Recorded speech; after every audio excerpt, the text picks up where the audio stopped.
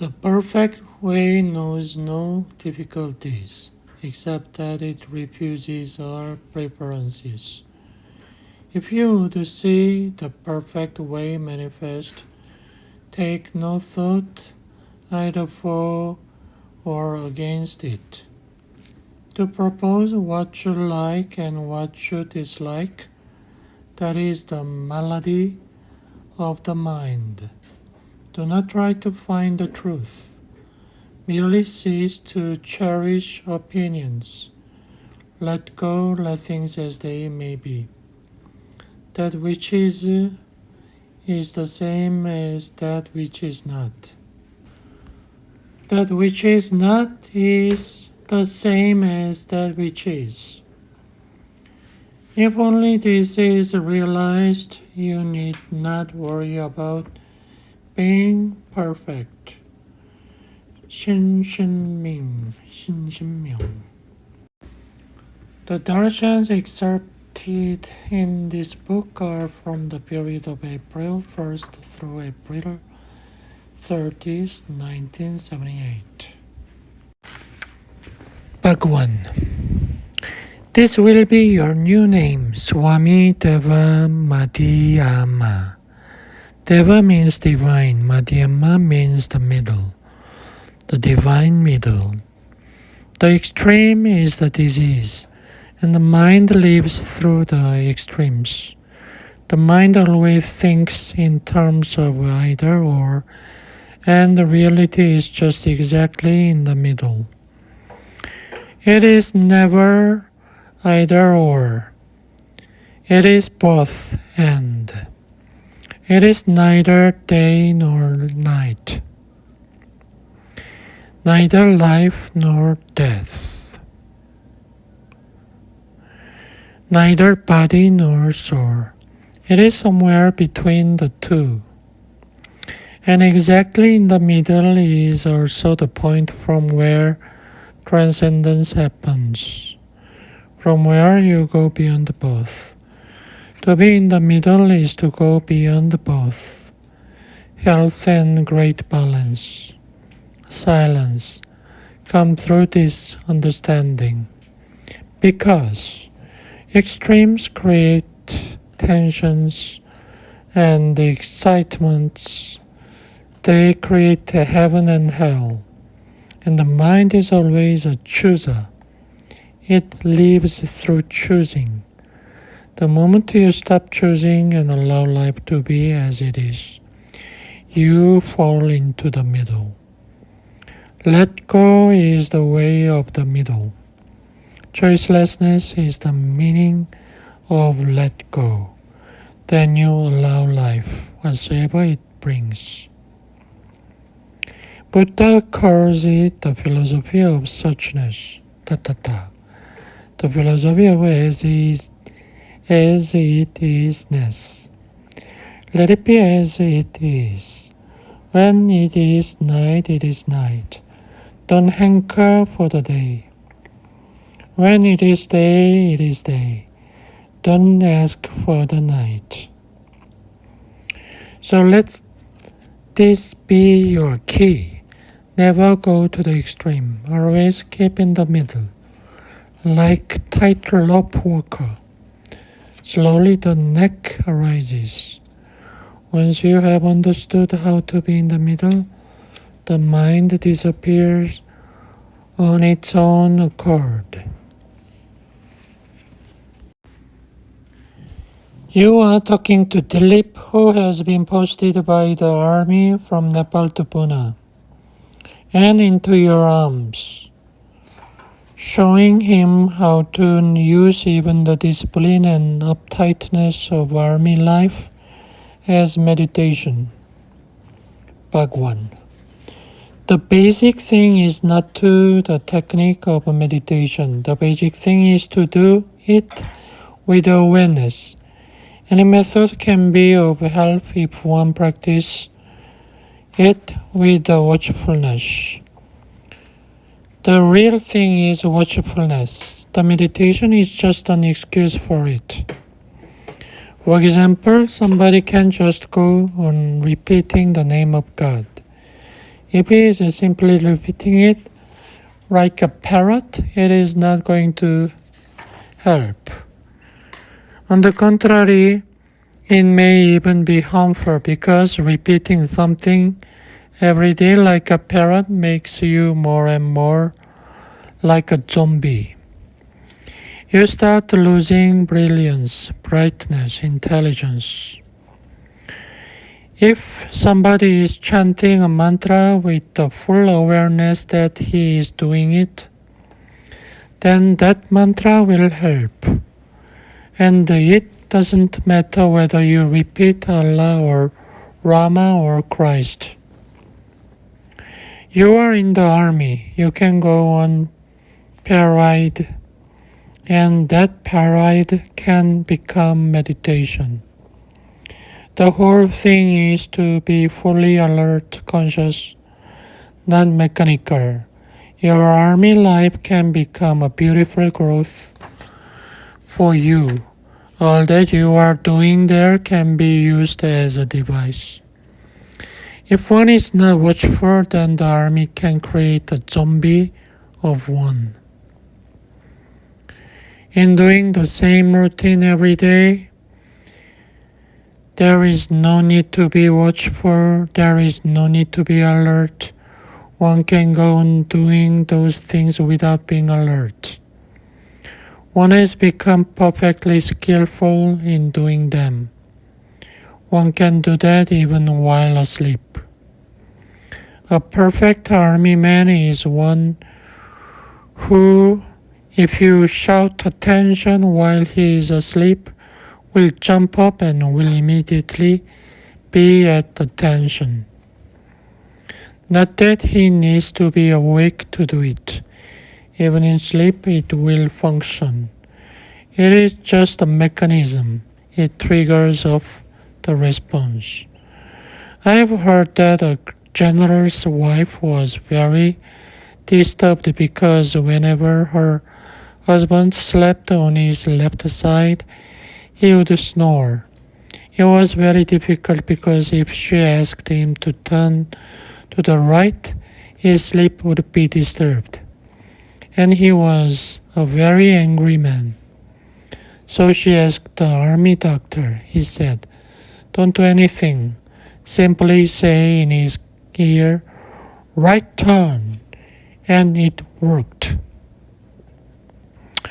So just be watchful in whatsoever you do. You can choose any method from the book of the secret, but be watchful. And in your army work also, be watchful.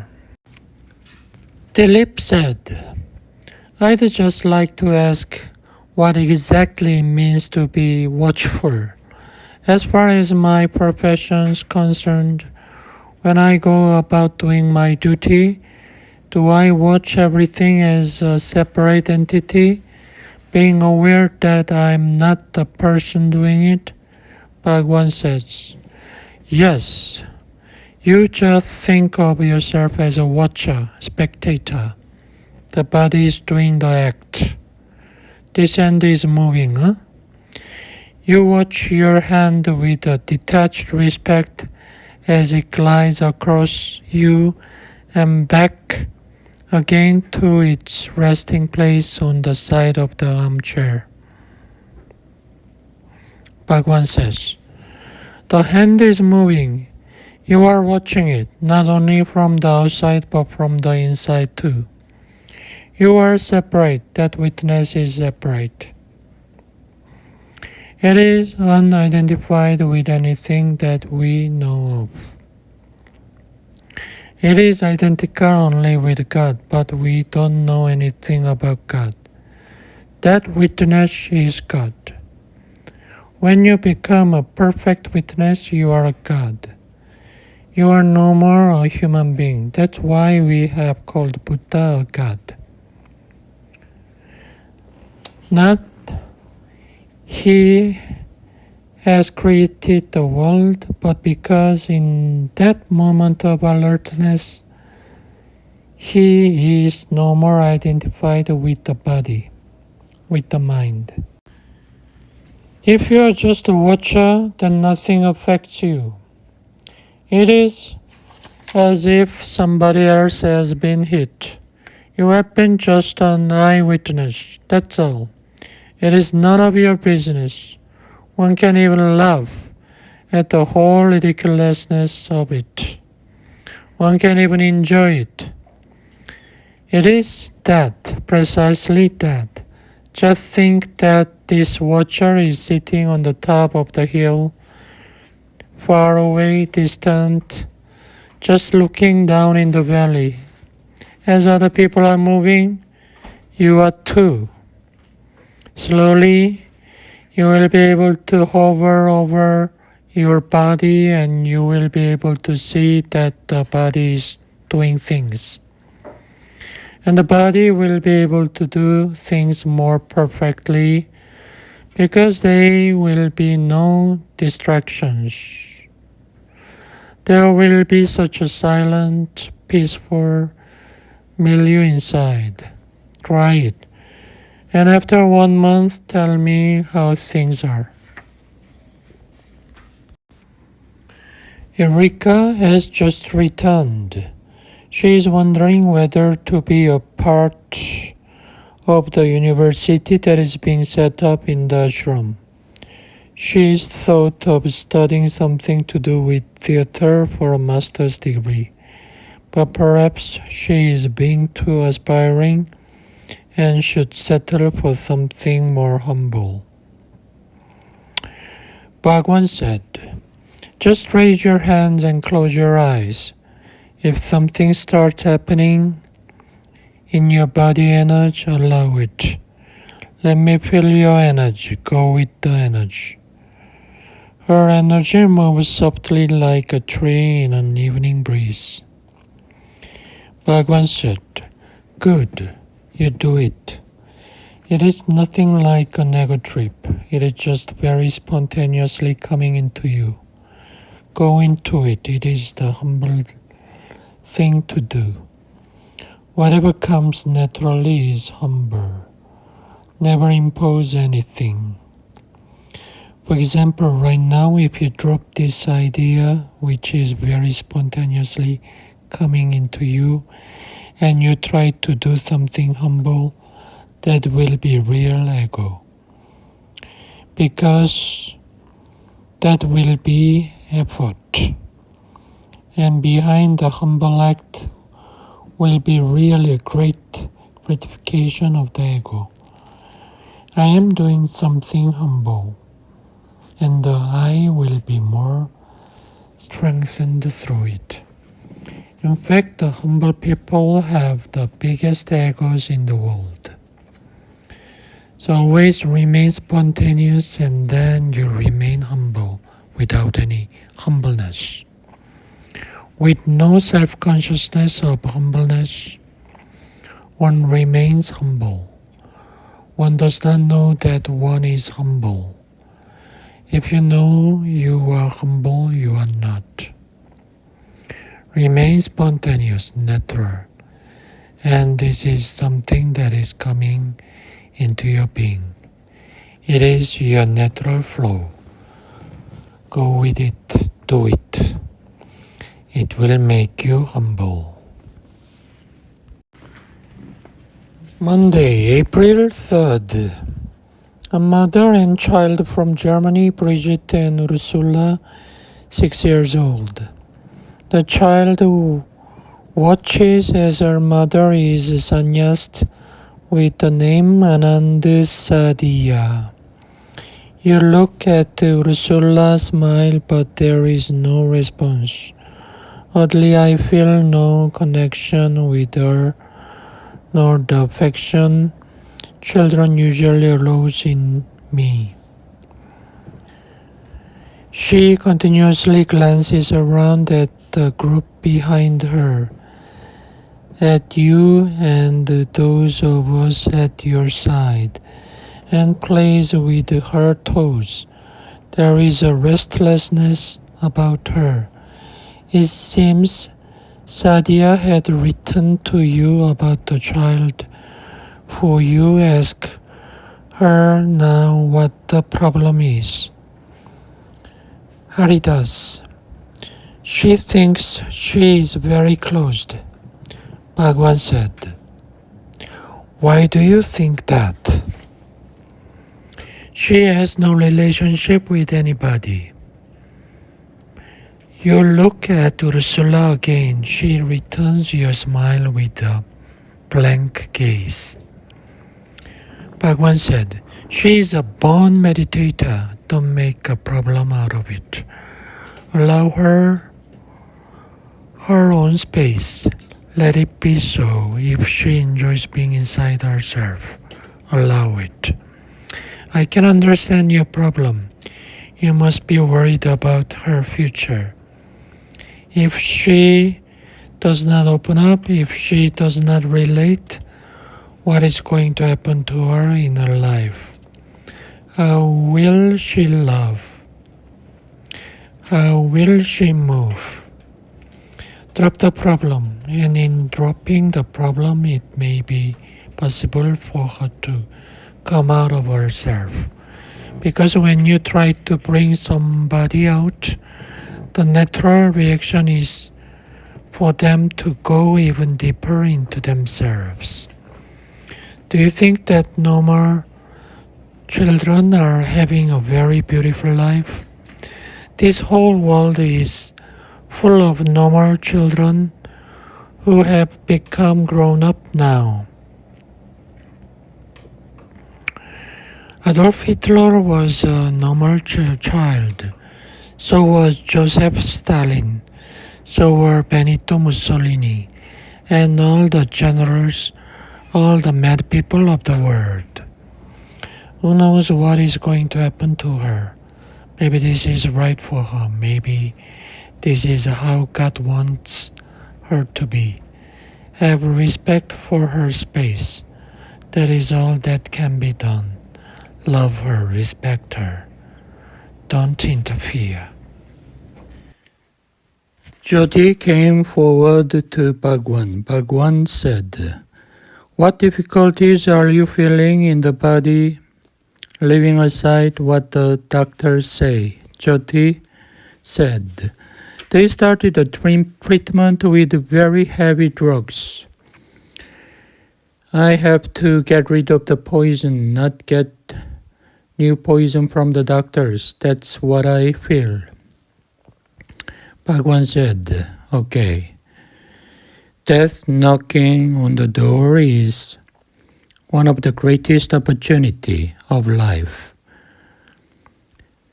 There is only one thing that can compete with it a little, that is love. But it can compete with it only a little. When death knocks at the door, it depends on how you react to it. If you can react in a friendly way, in a receptive mood, that can be transformed into eternal life. Death is going to happen to everybody. What excuse it takes is irrelevant. Hodgkins or hiccups, it doesn't matter. Those are just excuses. Death comes and death comes absolutely. Excuse or no excuse, it comes. In fact, it enters our system the very moment we are born. Since that time, we start dying, and it is good that it comes like shock. Because many people die slowly. They never become aware and they cannot use the opportunity. You will be dying wholesale. You can use the opportunity because it is there, and now you know it, and you can transcend it too. The very shock can be a turnabout, a mutation. Use this shock, and I am all there to help you. Just use this shock joyously. Jyoti said, it's sort of a fight for me. I don't know if I should fight it, if I should try to get healthier again or accept it. Bhagwan says, I am coming to that. First, rejoice, enjoy it. The very idea is beautiful. Fantasize about it. Let it become your meditation. Don't be afraid of it. And nobody can fight with death. We can only fight for time. Nobody can fight with death. We can only postpone it a little. So postponing is not bad. About that, relax with the doctors. And don't be bothered because the poison can only be destroyed by poison. Now, small things won't do. The poison can only be overpowered by anti-poison. That is also poison. It is just as if you have a thorn in your foot. You can take it out with another thorn.